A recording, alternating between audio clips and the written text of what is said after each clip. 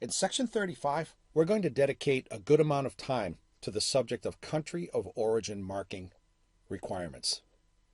And as consumers, we should be able to relate rather easily to what we're talking about because when we go out and buy things in stores or online, there is a requirement to display the country of origin, where whatever it is we're buying was made. That's what we're talking about here. Per our previous studies, we know that determining a product's true country of origin is fundamental to the valuation process and the overall concept of reasonable care. There should be no disputing that. We're going to continue to emphasize the importance of country of origin, but as we see in Bullet 2, from the perspective of, as part of ascertaining country of origin, products must also physically display said country of origin. The first step in both of the above processes is to gain clarity on the CBP definition of what country of origin really means. There are two primary scenarios that drive the determination of an item's country of origin. The first is pretty cut and dry. It addresses a product that is wholly the growth, product, or manufacture of a specific country. That product definitely came from the country of origin showed on the given product. The second is a bit more complex in that it considers situations where an item that is manufactured in one country contains raw materials from other countries. And that situation is really quite common, especially in the age of globalization, where manufacturers are getting raw materials from all over the place. As a trade tip, and we'll see this in just a second, the definition of country of origin is found in 19 CFR Part 177.22a. Let's use this tool that we've become so accustomed to working with, ECFR, specific to 19 CFR Part 177.22. Part 177, as we'll note at the top of the slide, deals with administrative rulings. We are interested, of course, in country of origin, which takes us down to Subpart B, government procurement, country of origin determinations. We're interested in the definition, which is 177.22. We've done this before with different topics. We just want to illustrate one more time how best to use ECFR and demonstrate how convenient it really is. In this slide, we will have clicked on the hyperlink from 177.22, and this is where we land. 19 CFR, Part 177.22a. Let's read through it real quickly. For the purpose of this subpart, an article is a product of a country or instrumentality only if, 1, and we saw this already verbatim, it is wholly the growth, product, or manufacture of that country or instrumentality, or 2, and this is the more predominant case in the age of globalization, in the case of an article which consists in whole or in part of materials from another country or instrumentality, it has been substantially transformed. That's the key operative phrase in this definition. Into a new and different article of commerce with a name, character, or use distinct from that of the article or articles from which it was so transformed. To bring some clarity around this term instrumentality, let's wrap up and say the term instrumentality shall not be construed to include any agency or division of the government of a country, but may be construed to include such arrangements as the European Economic Community. This is the straight-up definition of country of origin. We as importers need to be guided by that because in the end, we are responsible for making sure that our vendors are complying with country of origin marking requirements. Let's talk a little bit more about this concept of substantial transformation. The second scenario we just spoke of revolves around a concept that we studied during the section on CHB definitions way back when, of course, being substantial transformation. We knew this would come up again over and over again. That's why it was included in the definitions section. Second bullet. Defined in the previous slide, a product is substantially transformed when it becomes a new product with a different HTS classification number. That's what substantial transformation really is. An item started out as a bunch of raw materials, all with different HTS classification numbers. It was converted into a finished product that has an entirely new classification number. That is substantial transformation.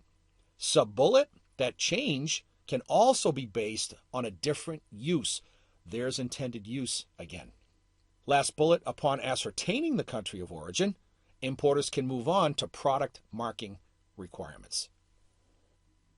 First bullet, and this is the reason why country of origin marking requirements are there in the first place. And we can see examples on the right-hand side in our image. That's not the only way marking requirements are complied with. A tag is one way. Let's run through some of these details.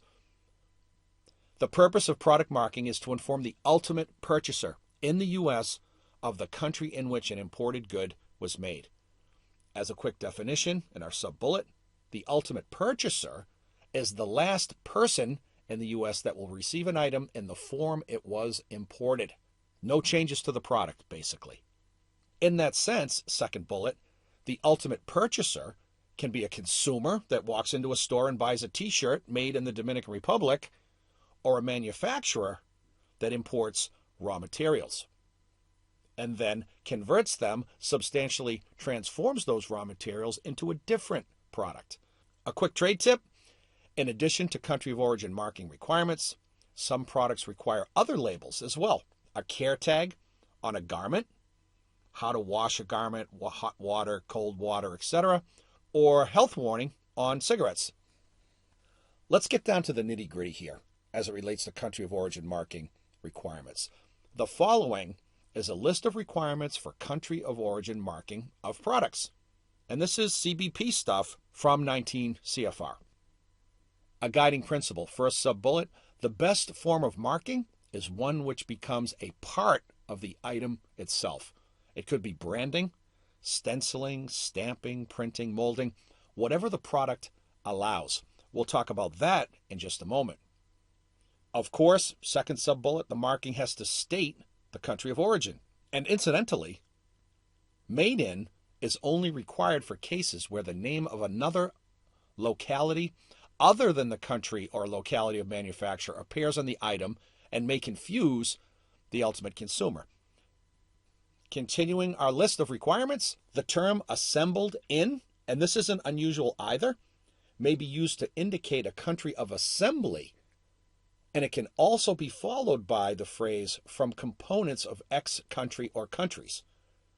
Retail items, sometimes wearing apparel, can carry that prose because assemblers, manufacturers of wearing apparel, can get pieces, raw materials, etc. from other countries and just put them together in one country.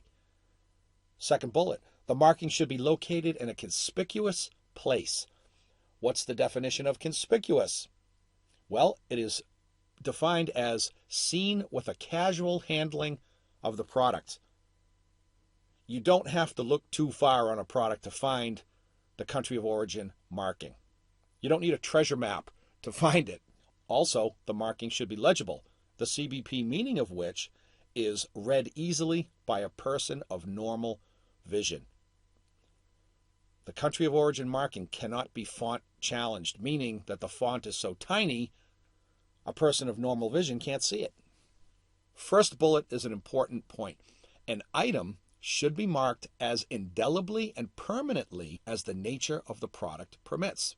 Tags, like we see on the right, can be used in some instances, but must be attached in a conspicuous place that, unless intentionally removed, will remain permanently affixed to the article. The best example of this is wearing apparel. On the inside of jeans, on the inside back of a t-shirt.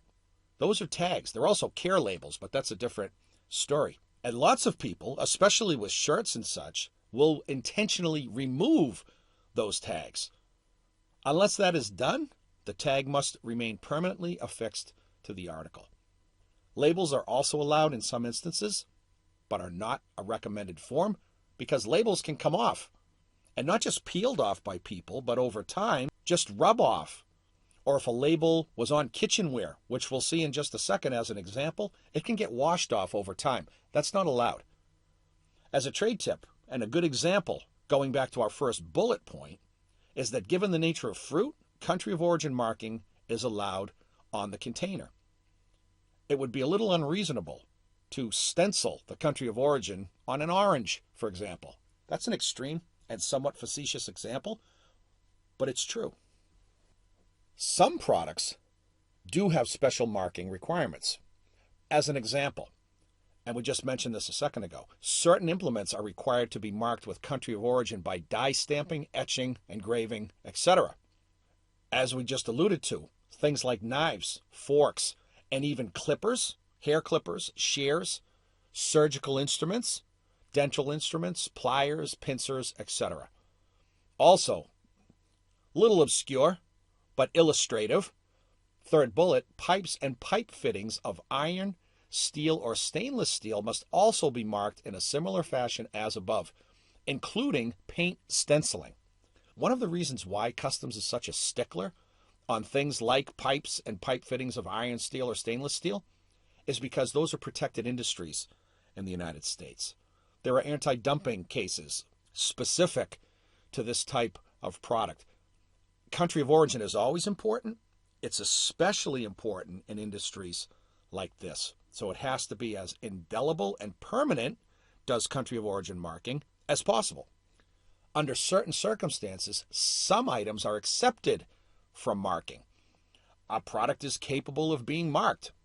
Fruits and veggies are a pretty good example of that. An item cannot be marked prior to shipping to the U.S. without harming the item. Bulk produce that's going to be put in packaging that will carry the country of origin marking.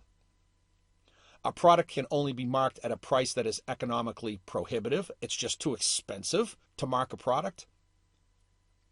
And, last case, when the container holding a product reasonably indicates the country of origin. Anyone that buys blueberries in the United States will see product that carries the country of origin on the packaging. And depending on the time of year, that's going to change. Sometimes it's Canada, because the season is different from, say, blueberries coming out of Chile, which is actually a big exporter of blueberries to the U.S. And also in season, we'll see blueberries of U.S. origin. That's a good example of that. A quick trade tip. Marking exceptions are found in 19 U.S.C. 1304. All right, we're going to wrap up this section and move on to another topic upon our return. Other CBP requirements, carrier cargo manifests. See you then.